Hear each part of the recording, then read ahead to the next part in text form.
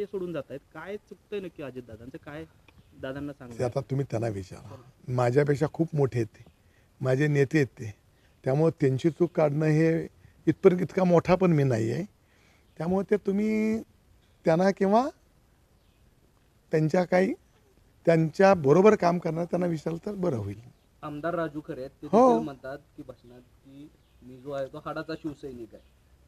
मग त्याने तिकीट मागायला कसे गेले ते? आम्ही तसं कधीही दुसऱ्या पक्षाकडे तिकीट मागायला गेलोच नाही आहे. ज्या पक्षात आहे त्या पक्षातच आम्ही हट्टानं काय मागायचं मागितलं, पण दुसऱ्याच्यात जाऊन मागून घालवलं नाही. समजलं का? त्यामुळं आम्ही जिथं असू तिथं प्रामाणिकच राहू. मला खरं तर जर पाहिलं तर जवळपास 4 माजी आमदार जे आहेत ते भाजपमध्ये जात आहेत. याचा अर्थ असा आहे का की आता सोलापूर जिल्ह्यातून अजितदादांचा जो पक्ष आहे तो केवळ नावापुरताच उरलेला आहे? कारण देखील सोबत होते या सगळ्या बैठकीमध्ये, त्यांचा काही निर्णय झाला आहे तेही आपल्यासोबत या भूमिकेशी ते सहमत आमच्याबरोबर होते म्हणजे म्हणून ते ते ते आमदार आहेत, ते निष्ठावंत आहेत, ते प्रामाणिक आहेत. म्हणून करता जे प्रामाणिक आहेत त्यांच्यावर ते जाणारच आहेत. त्यामुळे ते सुद्धा आमच्या विचाराशी सहमत आहेत असं मला वाटतं. काय त्यामुळे ते आमच्यावर होते. साहेब, काय जागा वाटपाचा काय फॉर्म्युला वगैरे काय ठरलाय का? अहो, आम्ही सत्तेसाठी कधीच जात नाही. आम्ही कुठल्याही पक्षात आज मी चॅनलवरनं मी सांगेन की मी मोठ्या साहेबांना किंवा अजितदादांना सुद्धा मी कधी पदं मागितलेलं नाही आहे. माझ्या आमदार हे आम्ही तालुक्याच्या विकासाच्या कामासाठी जरूर त्यांना हट्ट धरला, पण मला कुठलं पद द्यावं, माझ्या मुलांना कुठलं पद द्यावं म्हणून मी जिल्ह्याच्या नेत्यापासून ते राज्याच्या नेत्यापासून कधीही कुणाला मी मागितलेलं नाही आहे. आणि ती आमची विचारधारा नाही आहे. आम्ही सत्तेसाठी या तालुक्यात काम करत नाही, तर आमच्या बापदादाचा वारसा आहे. तो वारसा जतन करून जी संघटना आमच्या वडिलांनी तयार केली आहे त्या संघटनेच्या माध्यमातून त्या तालुक्यातील लोकांचा विकास करण्याचा प्रयत्न आम्ही करतो. मला जे खरं आमदार तर, आहेत राजू आपण खरे, ते पाहिलं देखील जे की- आहेत ते सत्ताधाऱ्यांच्या जवळ असतानाचं चित्र दिसतंय. कारण सत्ताधाऱ्यांच्या जवळ असतानाचं चित्र दिसतंय. ते म्हणतात की मी हाडाचा शिवसैनिक आहे.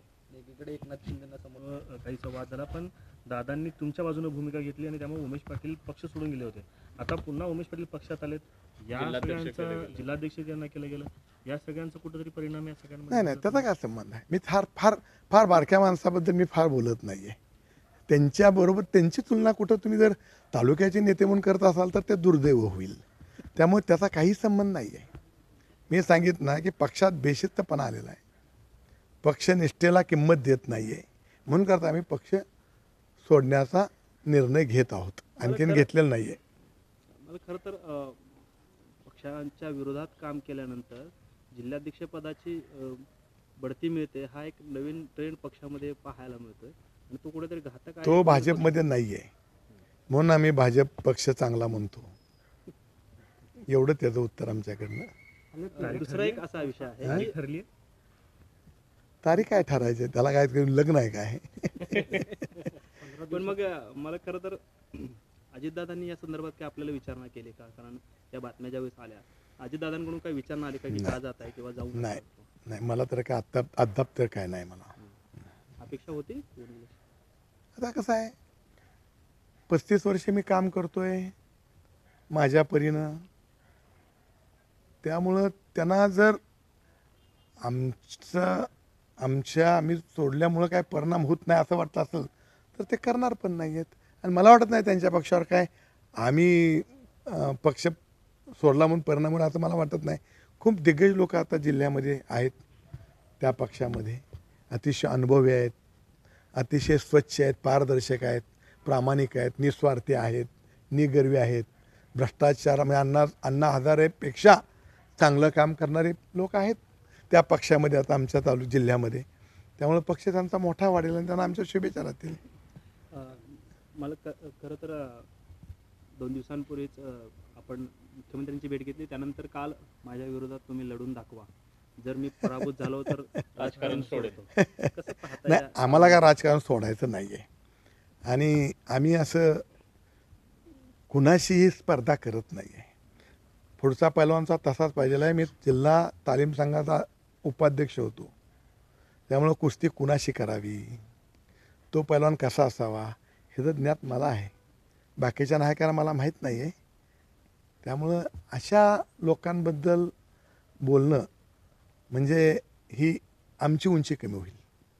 मला त्यांनी असं देखील आरोप केलेला आहे की मी ज्यावेळेस कृषी मंत्र्यांसोबत या तालुक्या म्हणजे गावामध्ये आलो नगरमध्ये तर माझ्यावर हल्ला करण्याचा प्रयत्न झाला. मात्र त्यांना सुद्धा मोहोळला यायचं आहे, त्यांना सुद्धा पुण्या मुंबईला यायचं आहे, हे त्यांनी लक्षात ठेवावं. कोण कोणाला कमी नसते, कोण कोणाला कमी नसते, अशा पद्धतीचे एक वल्गना केली. त्यांना ते खूप लहान व्यक्ती आहे. आणि माझं खरं आडनाव गुंड आहे हे फक्त त्यांनी लक्षात घ्यावं. बाकी कशाला त्यांच्याबद्दल काय आव्हान बिव्हान आम्ही देणं इतपत मोठं नाही आहे. त्यामुळं त्यांनाच काय आव्हान द्यायचं आहे ते देऊ द्या, त्यांना काय करायचं आहे ते करू द्या. फक्त मी एकटा मुंबई, पुणे, महाराष्ट्र, हिंदुस्तान कुठे मी एकटा कधीही आपण सांगेल त्यावेळेला मी तिथं येतो. मी येईन किंवा माझा धाकटा नातूसा येईल, माझा एकटा नातूसा जाईल. मी तर जायची गरज नाही आहे. माझा छोटा नातू आहे 5वी 6वीला, तो सुद्धा एकटा जाईल. कुठेही मोहळ तर ते असून ते आपलंच गाव आहे, नरखेड आपलंच गाव आहे, कुठेही जाऊ आपण.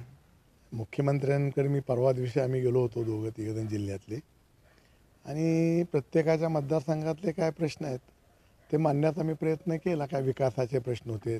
आमच्या इथले सगळे लोकप्रतिनिधी हे विरोधी पक्षाचे असल्यामुळं तालुक्याचा विकास हा मंद गतीनं चालू आहे.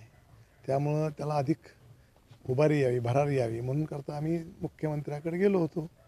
आणि मुख्यमंत्री हे आमचे जुने संबंधातले असल्यामुळं आणि आम्ही आणि त्यांनी एका वेळेला अनेक वर्ष विधिमंडळात काम केलं असल्यामुळं त्यांनी आमच्या मागण्या सकारात्मक दृष्टिकोनातून पूर्ण करण्यासाठी प्रयत्न करतो असं आश्वासन दिले. त्याच्यासाठी आम्ही गेलो होतो. पण मग दुसरीकडे चर्चा अशा आहेत की आपण आता भाजपमध्ये प्रवेश करणार आहात. पालकमंत्र्यांनी यामध्ये शिष्टाई केली आहे किंवा जिल्ह्यातल्या नेत्यांनी शिष्टाई केलेली आहे, विशेषतः सचिन कल्याण शेट्टी असतील, देवेंद्र फडणवीस. काय आता प्रत्येकानं आपला पक्ष वाढवायचा असतोच, त्यामुळे नक्कीच ते प्रयत्नशील आहेत. त्यामुळं मुख्यमंत्री काही निर्णय घेतील त्या निर्णयाला आम्ही दोघं सकारात्मक अशा प्रकारचा आमचा होकार देऊ आम्ही.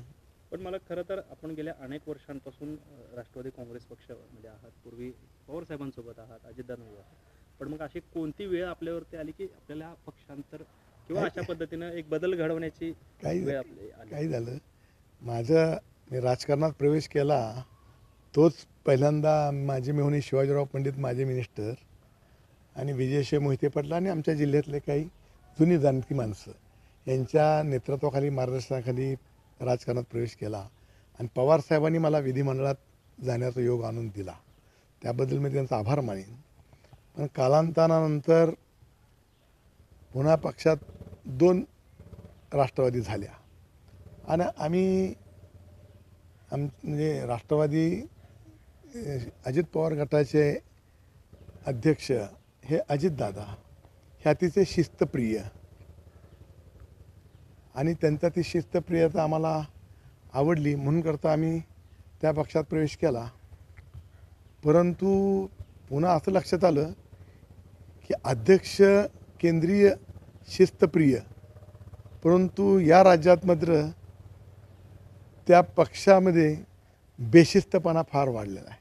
तिथं शिस्तच राहिलेली नाही आहे, तिथं निष्ठेला फारशी किंमत असं मला वाटेना खरं म्हणलं तर. आणि त्याच्या उलट भाजपमध्ये आहे, भाजपमध्ये निष्ठेला किंमत आहे.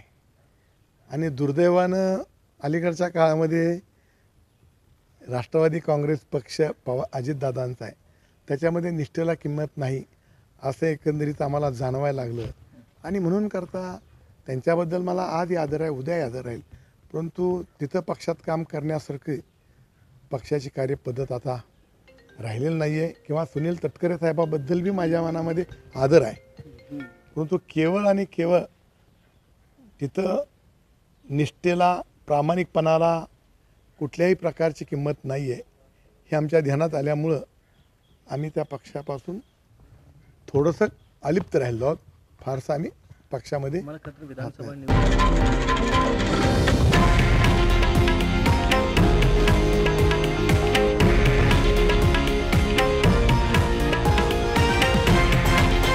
हे आहे देशातील नंबर 1 न्यूज नेटवर्क आणि आपण पाहत आहात TV9 मराठी, एकमेव.